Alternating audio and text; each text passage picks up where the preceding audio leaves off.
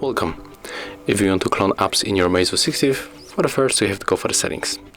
Right now scroll down, enter apps, and right here you have to tap on the app cloner, and here we get all the list of the applications that support this option.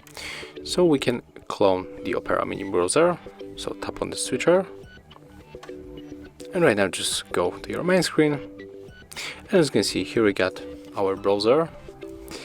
The first one, so we can enter here for example for Instagram, and then we can close it and go for the cloned browser, and as you can see both of them are working. Thank you guys for watching, leave thumbs ups, comments and subscribe to our channel.